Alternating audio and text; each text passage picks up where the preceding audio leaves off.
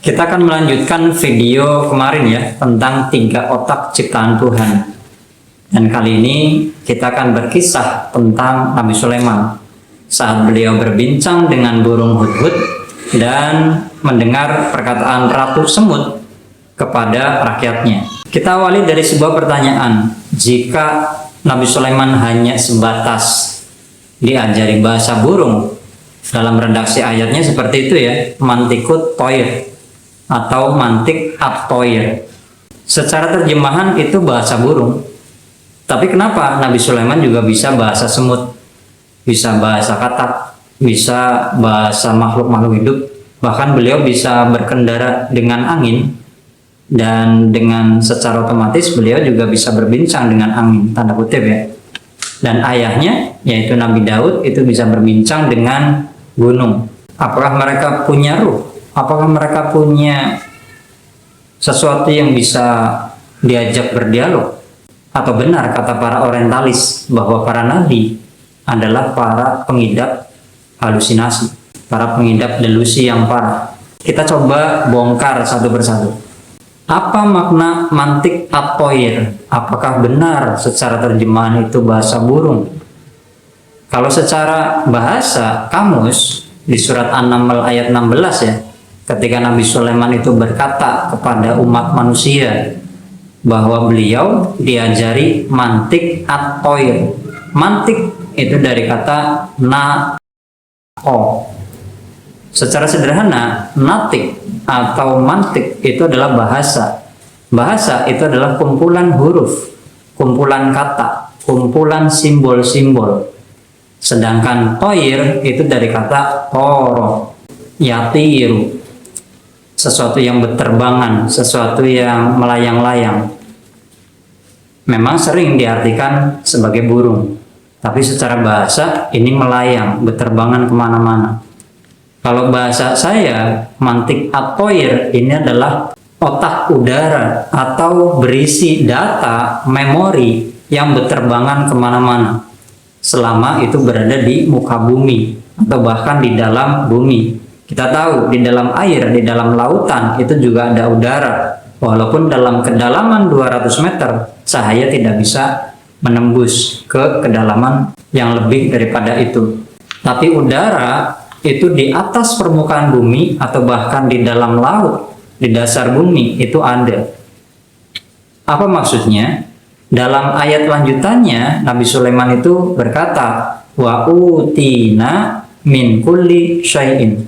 Utina itu secara sederhana diberikan, min kulli syai'in itu akses ke segala sesuatu. Nabi Sulaiman itu mendapatkan akses ke database, big data kalau bahasa sekarang ya, yang berisi semua informasi, semua memori, semua ingatan, sejarah, baik itu masa lalu atau masa depan bumi, yang ada di permukaan bumi atau bahkan di kedalaman bumi.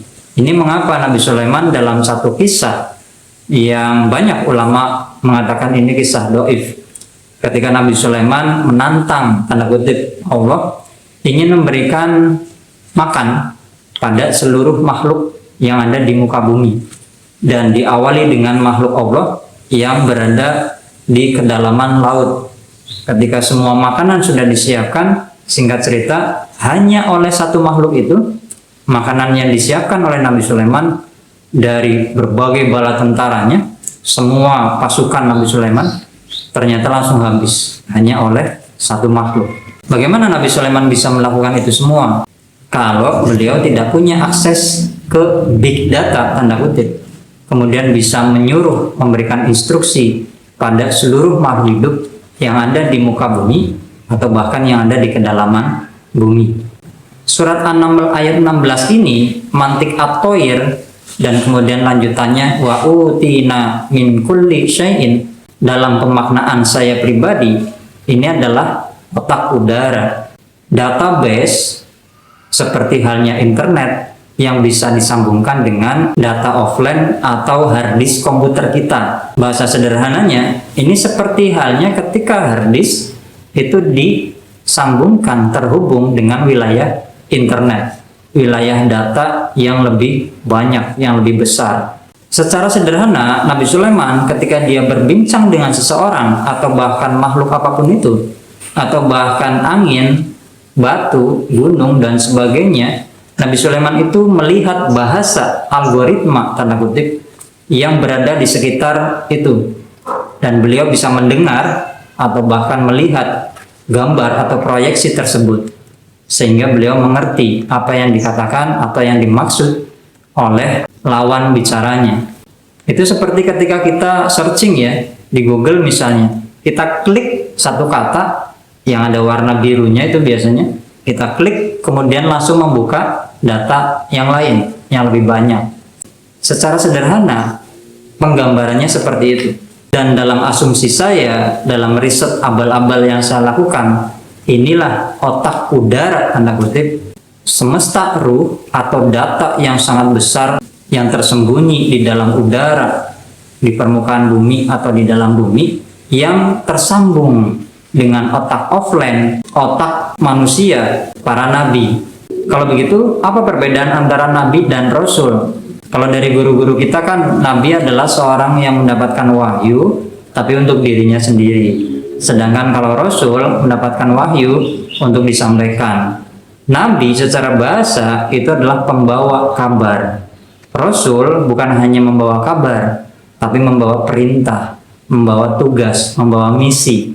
Maka ada nabi yang tidak punya umat, seperti halnya Nabi Sam'un, atau yang diplesetkan menjadi Samson ya.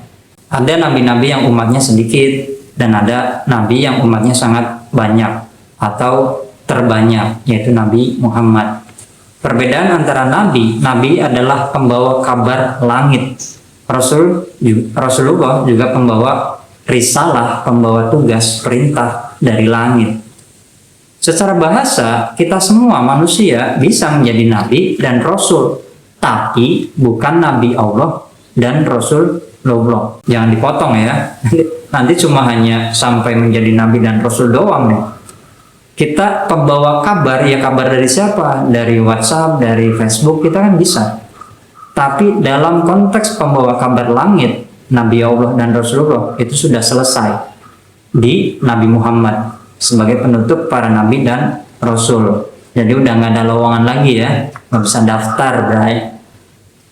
Sedangkan perkataan para nabi atau rasul itu menjadi hadis. Hadis dulu namanya khobar. Khobar ini adalah kabar beritanya, datanya. Sedangkan nabi itu adalah pembawa kabar. Dalam hadis ada yang namanya rawi atau sanad, rangkaian periwayat yang meriwayatkan kata-kata nabi atau Rasulullah. Seperti itu juga kabar dari langit. Ada rangkaian nabi, ada rangkaian rasul, rangkaian utusan langit yang berujung, yang ujungnya itu pada Nabi Muhammad. Dan setelah Nabi Muhammad itu sudah tidak ada pembawa kabar langit atau pembawa perintah langit. Ya kira-kira seperti itu perbedaan antara nabi dan rasul. Nabi itu hanya sampai ke wilayah otak kedua atau otak udara, sedangkan rasul itu sampai ke otak cahaya. Terus bagaimana penjelasan otak cahaya ini? Kita ambil kisah ketika Rasulullah mendapatkan wahyu pertama di Gua Hiro. Beliau dipeluk sampai tidak bisa bernafas, kesulitan bernafas oleh siapa? Oleh Jibril. Jibril itu malaikat. Malaikat itu tercipta dari wujud cahaya. Jika ada pertanyaan, berarti bisa penduduk ruh, semesta ruh, otak kedua tadi, atau penduduk cahaya yang saya sebut sebagai spektrum cahaya itu, apakah bisa kita ikhtiarkan biar kita tersentuh atau tersambung dengan mereka? Kita tidak bisa menyambungkan diri dengan mereka. Kenapa? Karena posisinya top down. Mereka lah yang menyentuh diri atau jiwa kita. Ketika kita melaksanakan ibadah konsisten, istiqomah, sesuai dengan apa yang mereka lakukan, maka kita akan satu garis online atau all line jika kita tersambungnya dengan otak cahaya ya. Kapan manusia bisa tersambung dengan ruh dan cahaya? Penduduk wujud zat gas atau semesta ruh dan penduduk spektrum cahaya. atau para malaikat itu ketika turun malam Al-Qadar. Rasulullah mendapatkan wahyu pertama di malam Al-Qadar. Ketika seseorang terhubung dengan penduduk ruh dan penduduk cahaya, maka di saat itulah dia mendapatkan malam Al-Qadar. Apa bukti kuatnya? Itu di surat Al-Qadar yang terakhir. Tanazzalul malaikatu waruhu fiha bi'izni rabbihim min kulli amrin salam. Ya hatta matla'il fajr. Tanazzalul malaikat, turun malaikat, top down. Tanazzalul, turun malaikat dan ruh membawa tugas dengan izin Allah, membawa perintah dengan izin Allah, agar ada manusia-manusia yang tersambung dengan mereka, kemudian beribadah dalam soft-soft bersama mereka, berjamaah bersama mereka. Ya hatta matla'il fajr. Matla'il itu dari kata tola. Tola itu adalah anak-anak tangga. Makanya orang-orang pondok biasanya ketika mengkaji kitab lagi itu menyebutnya sebagai mutola'ah. Beda dengan tadarus ya. Tadarus itu hanya membaca, mungkin menghafalkan juga. Tapi mutola'ah ini benar-benar menaiki anak-anak tangga pemahaman. Maka dalam ayat yang terakhir di ujungnya matla'il fajr, fajar, cahaya, dan ayat sebelumnya adalah matla'il, itu adalah proses ketika seseorang yang tersambung dengan ruh, dan ketika seseorang yang tersambung dengan penduduk ruh dan cahaya ini menaiki anak-anak tangga fajar, cahaya, dan menuju kemana? Menuju apa yang Rasulullah capai ketika Isra Mi'raj. Tapi penjelasan Isra Mi'raj nanti. Kita lanjutkan ke pernyataan selanjutnya. Ketika Rasulullah pertama kali tersambung dengan penduduk wujud cahaya, dengan Jibril, Jibril memberikan 1 ayat pertama, yaitu Iqra, dan 5 ayat pertama dalam surat Al-Iqra. Surat Al-Iqra adalah bagian dari Quran. Maka Quran secara tidak langsung, ponakan lagi nangis ya, kasihan. Saya nggak bisa apa-apa karena emang ada orang tuanya, ada kakak-kakaknya. Oke, kita lanjut. Maka Quran secara tidak langsung itu seperti otak Einstein yang diawetkan. Quran adalah memori cahaya Nabi yang dipadatkan, tanda kutip ya, atau diawetkan. Setiap huruf dan ayat Quran itu ada memori holografis, memori berbasis cahaya yang sangat besar. Setiap huruf dan ayat itu memiliki data-data yang super besar. Tiap huruf ada semestanya masing-masing. Seakan-akan ketika kita membaca Quran atau bahkan tersambung dengan otak cahaya Nabi yang dipadatkan ini, ketika kita menyentuh huruf-hurufnya, itu akan ada proyeksi, ada gambar, ada film, sebuah semesta yang begitu besar yang dijelaskan kepada kita sesuai kapasitas diri kita. La yukallifullahu nafsan illa wus'aha. Ini juga dalam konteks itu.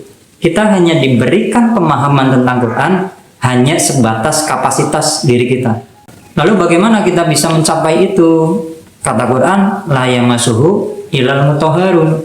Kita bisa mencapai sisi batin Quran itu, proyeksi atau semesta di balik huruf dan ayat-ayat Quran, hanya ketika kita suci. Dan kembali lagi, kesucian yang dimaksud adalah kesucian yang top down, bukan kita yang merasa suci, tapi dengan ibadah seperti biasa, melaksanakan syariat dan sebagainya, ternyata dari penduduk wilayah ruh dan cahaya ada yang bersentuhan dengan diri kita, maka di sanalah kita dikategorikan sebagai jiwa yang suci. Dan jiwa suci ini akan bermutola'ah, akan menaiki anak-anak tangga, seperti ketika Rasulullah Mi'raj ke langit 1, ke langit 2, ke langit 3, dan sebagainya. Apa perbedaan Mi'rajnya Nabi Muhammad dengan Mi'rajnya umat Nabi Muhammad?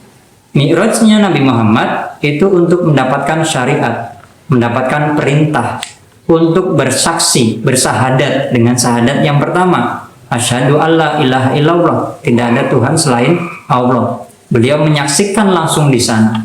Sedangkan mi'rajnya seorang umat Nabi Muhammad itu untuk bersyahadat di syahadat kedua, untuk bersyahadat bil hakul yakin, bukan hanya bil lisan, bil ainul yakin kita hanya kasyaf, atau kita bil ilmul yakin kita hanya dijelaskan.